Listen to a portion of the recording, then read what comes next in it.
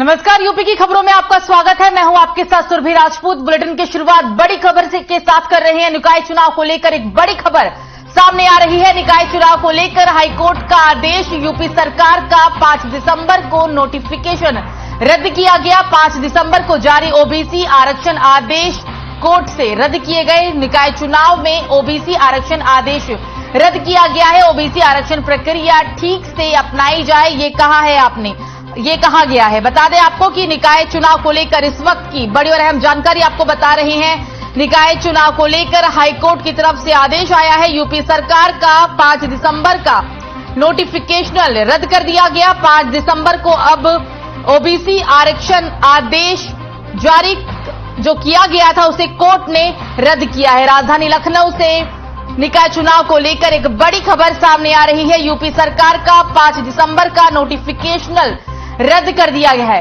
5 दिसंबर का यूपी सरकार का नोटिफिकेशन रद्द किया गया। वित्तीय अधिकार प्रशासक को देने को लेकर ये बातचीत सामने आ रही है। सरकार का दायित्व समय पर निभाया जाए, ये कहा गया है। हाईकोर्ट की तरफ से डीएम नगर आयुक्त सीनियर मेंबर की कमेटी बने। 12 दिसंबर का यूपी सरकार का नोटिफिकेशन रद्द किया गया। वित्तीय अधिकार प्रस्ताव को देने को लेकर जो प्रक्रिया थी उसे रद्द कर दिया गया है। बड़ी और अहम जानकारी निकाय चुनाव को लेकर हम आपको बता रहे हैं, जहां पर हाईकोर्ट का जो आदेश आया है उसके मुताबिक यूपी सरकार का 5 दिसंबर का नोटिफिकेशनल रद्द कर दिया गया है और अब 5 दिसंबर को जारी ओबीसी आरक्षण आदेश को भी कोर्ट ने रद्द किया। निकाय चुनाव में ओबीसी आरक्षण जो दिया गया था उसे हाईकोर्ट की तरफ से रद्द कर दिया गया है। बता दें आपको, हाईकोर्ट की तरफ से यह आदेश आया और इस आदेश के बाद निकाय चुनाव में जो ओबीसी आरक्षण को लेकर मांग की जा रही थी और जो ओबीसी आरक्षण को लेकर बात भी सामने आई थी उसे हाईकोर्ट ने रद्द कर दिया है। यूपी सरकार का 5 दिसंबर का नोटिफिकेशनल अब पूरी तरीके से रद्द है। 5 दिसंबर को जारी ओबीसी आरक्षण आदेश को कोर्ट ने रद्द किया। 5 दिसंबर को ओबीसी आरक्षण जारी किया था, जिसके ऊपर यह फैसला आया और इसे कोर्ट ने निरस्त किया। कोर्ट की तरफ से इसे पूरी तरह से रद्द कर दिया गया।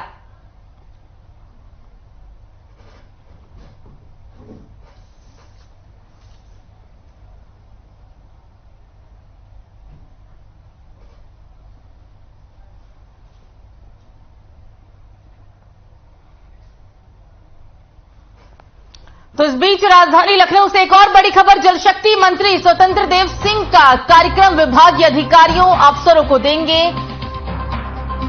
प्रशस्ति पत्र। सिल्ट सफाई कार्य में उत्कृष्ट काम के लिए सम्मानित भी करेंगे। आपको बता दें कि डॉक्टर राम मनोहर लोहिया परिकल्प भवन में होगा कार्यक्रम। तो राजधानी लखनऊ में विभागीय कर्मचारियों को अफसरों को पत्र दिया जाएगा। डॉक्टर राम मनोहर लोहिया में पत्र को बांटा भी जाएगा। विभागीय कर्मचारियों को लेकर एक बड़ी खबर आपको बता रही है, जहां पर जल शक्ति मंत्री स्वतंत्र देव सिंह का एक कार्यक्रम है और कार्यक्रम के दौरान कई तरह की तैयारियां पूरी कर ली गई है। विभागीय कर्मचारियों और अफसरों को पत्र भी दिया जाएगा। तो राजधानी लखनऊ से आपको एक और बड़ी खबर बता रही है, जहां पर जल शक्ति मंत्री स्वतंत्र देव सिंह का एक कार्यक्रम है और इस कार्यक्रम के दौरान मंत्री कई लोगों को पत्र भी नियुक्त करेंगे। बड़ी और अहम जानकारी इस वक्त की राजधानी लखनऊ से।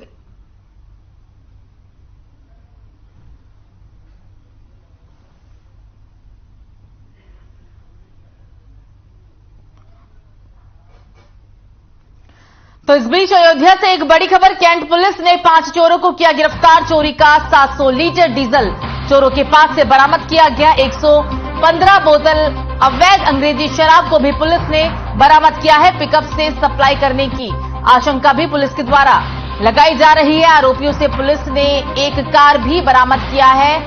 शहादतगंज अंडरपास के पास से ये दोनों ही चोरों को गिरफ्तार किया गया है। अयोध्या से बड़ी खबर आपको इस वक्त की हम बता रहे हैं, जहां पर अयोध्या में कैंट पुलिस को बड़ी सफलता हाथ लगी। पुलिस ने कार्रवाई करते हुए 5 चोरों को गिरफ्तार किया और इन चोरों के पास से 700 लीटर डीजल और 115 बोतल अवैध अंग्रेजी शराब पुलिस ने बरामद किया है। बताया जा रहा है कि ये पांचों ही चोर पिकअप से इन डीजल और अवैध शराब की सप्लाई का काम किया करते थे।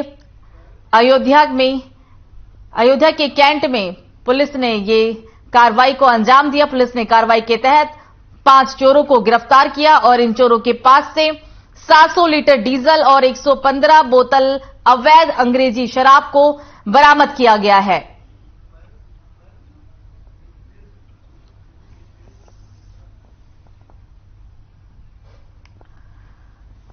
एक 115 बोतल अवैध अंग्रेजी शराब को पुलिस ने अयोध्या से बरामद किया है। अयोध्या के कैंट पुलिस के द्वारा यह कार्रवाई की गई और बताया यह जा रहा है कि पिकअप वैन के जरिए ये पांचों ही चोर अवैध शराब और डीजल की सप्लाई का काम किया करते थे। पुलिस की तरफ से बड़ी कार्रवाई की गई। 5 चोरों को पुलिस ने गिरफ्तार किया, जिनके पास से 700 लीटर डीजल और 115 बोतल अवैध अंग्रेजी शराब को बरामद किया गया। कैंट पुलिस के द्वारा इस कार्रवाई को अंजाम दिया गया। पुलिस ने कार्रवाई के तहत 5 चोरों को भी गिरफ्तार किया।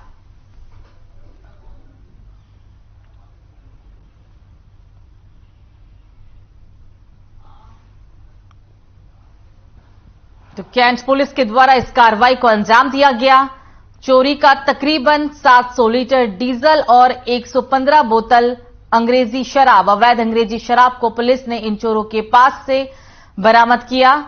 साथ ही यह भी आशंका जताई जा रही है कि ये पांचों ही चोर पिकअप वैन से डीजल और शराब की सप्लाई का काम किया करते थे।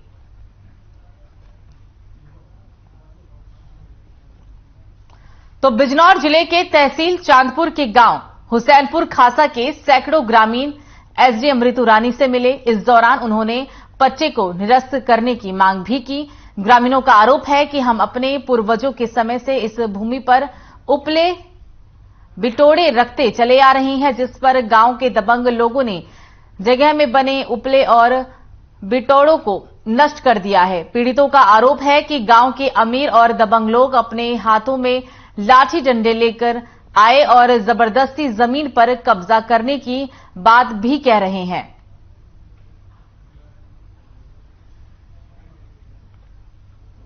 तो ग्रामीणों के द्वारा एसडीएम को शिकायत की गई। बताया जा रहा है कि दबंगों के द्वारा जबरदस्ती जमीन पर अवैध कब्जा किया जा रहा है। यह पूरा मामला बिजनौर का बताया जा रहा है, जहां ग्रामीण अपनी परेशानियों से तंग आकर एसडीएम के पास अपनी शिकायत को लेकर पहुंचे। जबरदस्ती जमीन कब्जाने का यह पूरा मामला है बिजनौर से। तस्वीरें हम आपको दिखा रहे हैं जब भारी संख्या में ग्रामीण इकट्ठा होकर एसडीएम के कार्यालय पर पहुंचे थे। उन्होंने अपनी एसडीएम से कार्रवाई करने को लेकर मांग की है। उन्होंने कहा है कि कुछ दबंग लोग ऐसे हैं जो जबरदस्ती उनके जमीन पर कब्जा करना चाहते हैं और इसी से परेशान होकर वो एसडीएम कार्यालय में न्याय की गुहार लगाने के लिए आए।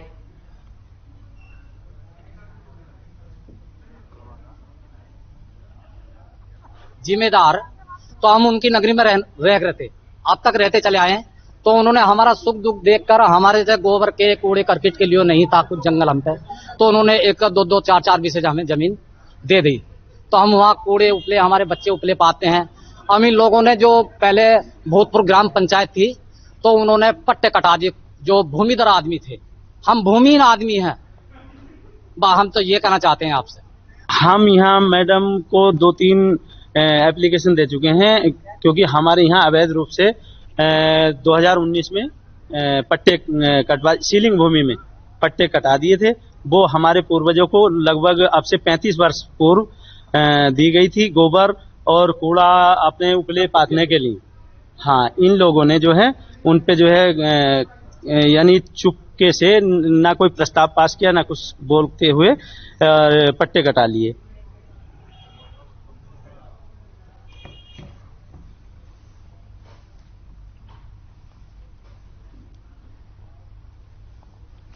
तो इस बीच बिजनौर से एक बड़ी खबर, घने कोहरे से बढ़ रहे हैं सड़क हादसे। तेज रफ्तार कार ने बाइक को मारी जोरदार टक्कर। इस हादसे में 2 बाइक सवार लोगों की दर्दनाक मौत हो गई। पुलिस ने फिलहाल दोनों ही शवों को कब्जे में लेकर पोस्टमार्टम के लिए भेज दिया है। बिजनौर से बड़ी और अहम जानकारी आपको बता रहे हैं। नबीबाबाद के समीपुर कोटद्वार मार्ग की ये पूरी घटना बताई जा रही है। बिजनौर में घने कोहरे की वजह से लगातार सड़क हादसों में इजाफा देखने को मिला है। यहां पर एक बाइक सवार को जोरदार टक्कर मार दी गई, जिसमें 2 बाइक सवार लोगों की मौके पर ही दर्दनाक मौत हो गई। हालांकि पुलिस ने घटना के बाद मौके पर पहुंचकर दोनों ही शवों को कब्जे में लेकर पोस्टमार्टम के लिए भेज दिया। ये हम आपको घटनास्थल की तस्वीरें दिखा रहे हैं। बिजनौर पर भारी संख्या में लोग मौजूद हैं। बताया जा रहा है कि हादसे की जो वजह है वो घने कोहरे के कारण विजिबिलिटी शून्य होने की वजह से लोगों को काफी परेशानियों का सामना करना पड़ रहा है और इसी वजह से बाइक में जोरदार टक्कर मार दी। तेज रफ्तार का कहर भी आप इसे कह सकते हैं, क्योंकि लगातार पूरे ही देश में ठंड बढ़ती जा रही है और इस बीच लोगों को अपने वाहनों से आने जाने में काफी परेशानियों का सामना करना पड़ रहा है। घने कोहरे की वजह से विजिबिलिटी शून्य होने के कारण ये दर्दनाक हादसा हुआ और इस हादसे में 2 लोगों की जान चली गई। घटनास्थल की तस्वीरें बिजनौर से सड़क हादसे की हम आपको ये तस्वीरें दिखा रहे हैं। घटना की सूचना के बाद पुलिस बल भी मौके पर मौजूद है। फिलहाल पुलिस ने दोनों ही शवों को कब्जे में लेकर पोस्टमार्टम के लिए भेज दिया है।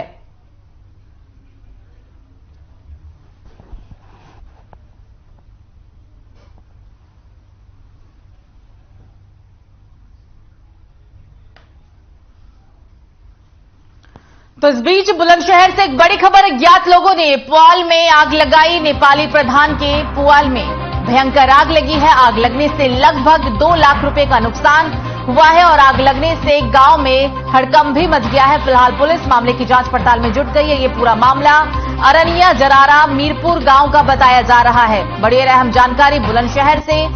हालांकि आग लगने के कार्डों के बारे में आपको बता दें कि यहां पर आग लगने से लगभग 2 लाख रुपए का नुकसान हुआ है और आग लगने के बाद से ही पूरे गांव में हड़कंप मच गया है। घटना की सूचना के बाद मौके पर पहुंची पुलिस जांच पड़ताल में जुट गई है।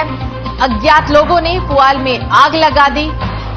नेपाली प्रधान के पुआल में आग लगी और आग लगाई गई, जिसकी वजह से तकरीबन 2 लाख रुपए का नुकसान हुआ और आग लगने के बाद से ही गांव में लोगों के बीच दहशत का माहौल बन गया है।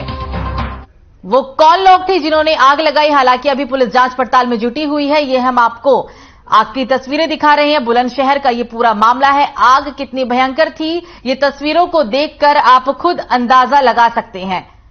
हालांकि अब आग पर काबू पा लिया गया है। बुलंदशहर से ये पूरा मामला, आग किन लोगों ने लगाई, किस वजह से आग लगाई गई, अभी पुलिस पूरे मामले की जांच पड़ताल में जुट गई है। नेपाली प्रधान के पुआल में आग लगाई गई और इस आग लगने की वजह से तकरीबन 2 लाख का नुकसान हुआ है, ऐसी खबरें सामने आ रही है।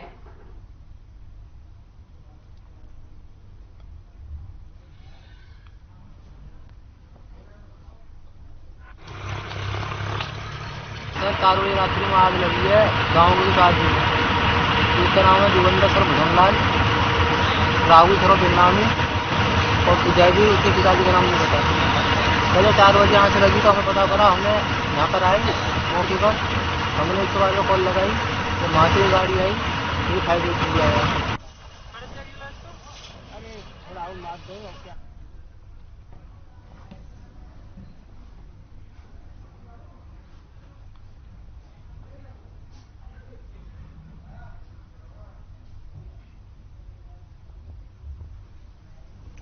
तो बुलंदशहर से एक और बड़ी खबर, कोरोना को लेकर जिला प्रशासन अलर्ट मोड में दिख रहा है। बुलंदशहर से बड़ी खबर आपको बता रहे हैं। खुर्जा L2 में मॉक ड्रिल किया गया। राज्य नोडल अधिकारी प्रहलाद सिंह भी इस दौरान मौजूद रहे। L2 हॉस्पिटल में व्यवस्थाओं का भी जायजा लिया गया। तैयारी और व्यवस्थाओं से संतुष्ट नजर आए हैं प्रहलाद सिंह। बड़ी और अहम जानकारी, क्योंकि अब कोरोना के जो नई वेरिएंट के केसेस हैं वो लगातार बढ़ते जा रही हैं। दिल्ली, बिहार समेत कई ऐसे राज्य हैं जहां पर कोरोना के केसेस सामने आए, नए वेरिएंट से लोग प्रभावित हो रहे हैं और इसी को लेकर बुलंदशहर में L2 अस्पताल के अंदर व्यवस्थाओं का जायजा लिया गया। तैयारी और व्यवस्थाओं से यहां पर प्रहलाद सिंह संतुष्ट भी दिखे। कोरोना को लेकर जिला प्रशासन अलर्ट मोड पे दिखा। खुर्जा के L2 अस्पताल में मॉकड्रिल की गई। राज्य नोडल अधिकारी प्रहलाद सिंह यहां मौजूद रहे। प्रहलाद सिंह यहां राज्य नोडल अधिकारी मौजूद दिखे। और साथ ही साथ आपको बता दें कि यहां पर जो व्यवस्थाएं की गई थी कोरोना से निपटने के लिए मॉकड्रिल के दौरान, व्यवस्थाओं से काफी हद तक संतुष्ट नजर आए हैं राज्य नोडल अधिकारी। खुर्जा अस्पताल के L2 में मॉकड्रिल की हम आपको ये तस्वीरें दिखा रहे हैं, क्योंकि लगातार तमाम देशों के साथ साथ भारत में भी कई राज्य ऐसे हैं जहां पर अब कोरोना के नए वेरिएंट के केसेस सामने आने लगे हैं। दिल्ली, बिहार कई ऐसे राज्य हैं जहां पर कोरोना को लेकर अब लगातार केसेस में इजाफा देखा जा रहा है और इसी को लेकर अब प्रशासन पूरी तरीके से अलर्ट मोड पर आ गया है। इस अस्पताल के अंदर मॉकड्रिल की गई और मॉकड्रिल में जो व्यवस्थाएं की गई थी राज्य नोडल अधिकारी उससे पूरी तरीके से संतुष्ट दिखे। मॉकड्रिल की हम आपको ये तस्वीरें दिखा रहे हैं। बुलंदशहर के L2 अस्पताल की ये तस्वीरें हैं। कोरोना को लेकर एक बार फिर से पाबंदियों और जो एडवाइजरी को लेकर अब प्रशासन पूरी तरीके से अलर्ट मोड पर है और इसी एवज में इस अस्पताल के अंदर मॉकड्रिल की गई। मॉकड्रिल के दौरान जो व्यवस्थाएं की गई थी, जो तमाम तरह की व्यवस्थाएं की गई थी, उससे राज्य नोडल अधिकारी संतुष्ट दिखे हैं।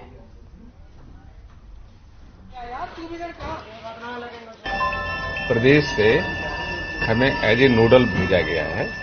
हमें बुलंदशहर डिस्ट्रिक्ट का ये देखना है, कोरोना अगर फैलता है तो उसकी तैयारी हम देख रहे हैं। तैयारी हमें इस अस्पताल में ठीक लगी।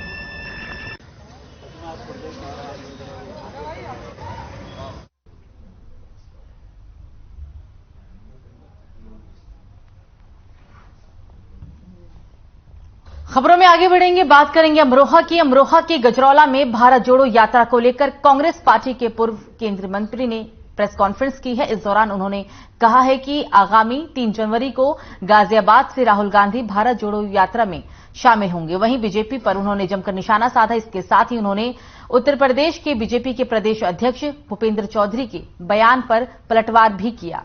आपको बता दें कि इस दौरान वो लगातार बीजेपी पर पलटवार करते हुए नजर आए, बीजेपी पर जमकर निशाना साधा है। अमरोहा से ये पूरा मामला आपको बता रहे हैं सलमान खुर्शीद की प्रेस कॉन्फ्रेंस की ये तस्वीरें हैं। भारत जोड़ो यात्रा को लेकर उनकी ये प्रेस कॉन्फ्रेंस है, क्योंकि 3 जनवरी को राहुल गांधी गाजियाबाद से भारत जोड़ो यात्रा में शामिल होने वाले हैं और इसी को लेकर ये प्रेस कॉन्फ्रेंस अमरोहा में की गई है।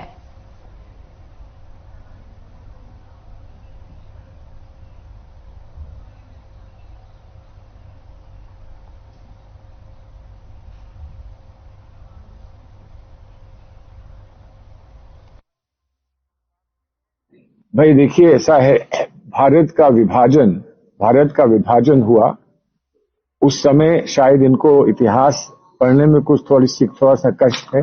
उस समय कुछ लोग थे जो बाहर से आकर हम पर हावी हुए थे, अंग्रेज, और उनको निकालने का आंदोलन चला था, जिस आंदोलन में माफ करें भारतीय जनता पार्टी के लोग नहीं थे। उन्होंने तो झंडा भी राष्ट्रीय ध्वज लगाने से इनकार कर दिया था और 25 साल तक वो राष्ट्रीय ध्वज उन्होंने अपने किसी दफ्तर पर नहीं चलाया।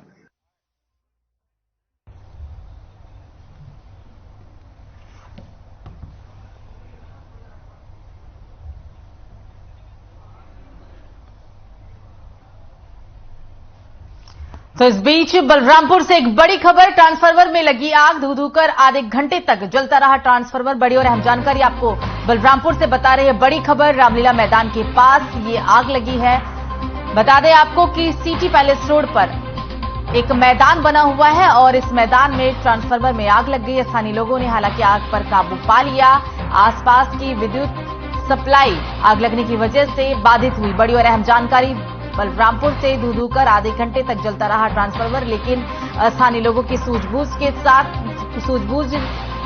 के साथ इस आग पर काबू पा लिया गया। बलरामपुर से बड़ी और अहम जानकारी, आग लगने के कारणों का हालांकि अभी तक नहीं पता चल पाया है। ट्रांसफार्मर में आग लगी और बताया जा रहा है कि तकरीबन आधे घंटे तक धू कर ट्रांसफार्मर जलता रहा, लेकिन मौके रहते ही स्थानीय लोगों ने आग पर काबू पा लिया। स्थानीय लोगों के द्वारा आग पर काबू पा लिया गया है। बलरामपुर से बड़ी और अहम जानकारी, बलरामपुर से बड़ी खबर आपको बता रहे हैं। आग किस वजह से लगी, अभी इस बात का खुलासा नहीं हो पाया है। रामलीला मैदान में एक ट्रांसफार्मर बना हुआ है रामलीला मैदान के पास, जिसमें आग लग गई। आग लगने का क्या कारण था, फिलहाल इस बात की जानकारी नहीं मिल पाई है। रामलीला मैदान के पास आग लगी, स्थानीय लोगों ने आग पर काबू पा लिया। बलरामपुर से ये हम आपको तस्वीरें दिखा रहे हैं आग लगने के दौरान की। गनीमत रही कि फिलहाल किसी भी तरह की कोई जनहानि नहीं हुई है। ये बलरामपुर की तस्वीरें। आग किन कारणों से लगी, अभी ये कहा नहीं जा सकता कि किस वजह से आग लगी थी, लेकिन समय रहते ही स्थानीय लोगों ने आग पर काबू पा लिया है।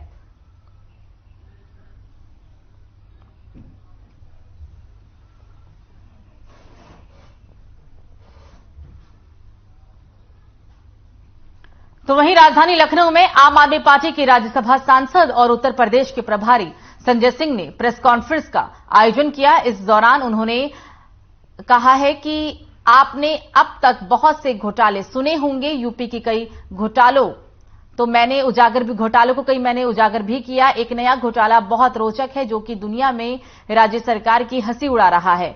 संजय सिंह ने बताया कि यूपी में इन्वेस्टर समिट में घोटाला किया जा रहा है। यूनिवर्सिटी समिति के आयोजन के पहले करोड़ों रुपए अधिकारियों और मंत्रियों की विदेश यात्रा में बड़ी बड़ी कंपनियों को भारत में मिलाने के नाम पर खा जाते हैं। और साथ ही उन्होंने ये भी कहा कि सन फ्रांसिस्को कैलिफोर्निया में यूपी के मंत्री अधिकारी जाते हैं, वहां पर एक विश्वविद्यालय के साथ MOU साइन करते हैं और 5,000 एकड़ में नॉलेज सिटी बनाएंगे, 35,000 करोड़ का इन्वेस्ट करेगी। जब इसकी हकीकत का पता चला तो अमेरिका में विश्वविद्यालय ब्लैक लिस्टेड ही था।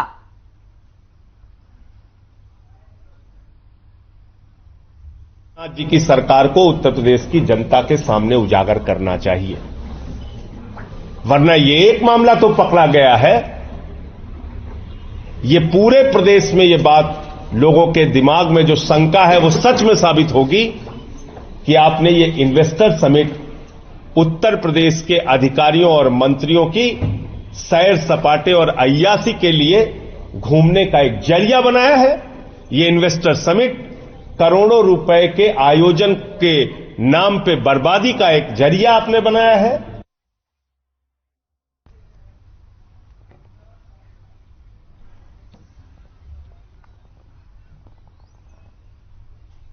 तो इस बीच बिजनौर से एक बड़ी खबर सामने आ रही है। तालाब किनारे मिला शव, रेलवे क्रॉसिंग के पास मिला है शव। सूचना पाकर मौके पर पहुंची पुलिस ने शव को कब्जे में लेकर पोस्टमार्टम के लिए भेज दिया। आपको बता दें कि जो शव की शिनाख्त है वो राहुल तोमर के रूप में की गई है। मृतक की पहचान गांव पीपल साना का रहने वाला था मृतक युवक, ये कहा जा रहा है। घटना से मृतक के परिवार में कोहराम मच गया। थाना चांदपुर का ये पूरा मामला है। तस्वीरें आपको दिखा रहे हैं। यहां पर एक ज्ञात व्यक्ति का शव मिला था, हालांकि अब शव की शिनाख्त की जा चुकी है। रेलवे क्रॉसिंग के पास शव को बरामद किया गया। ये तस्वीरें हम आपको दिखा रहे हैं उस रेलवे क्रॉसिंग की जहां पर शव को बरामद किया गया। बता दें आपको कि फिलहाल पुलिस अब इस पूरे मामले की जांच पड़ताल में जुट गई है। तालाब किनारे शव मिला था। तो फिलहाल अभी के लिए मुझे दीजिए इजाजत, नमस्कार।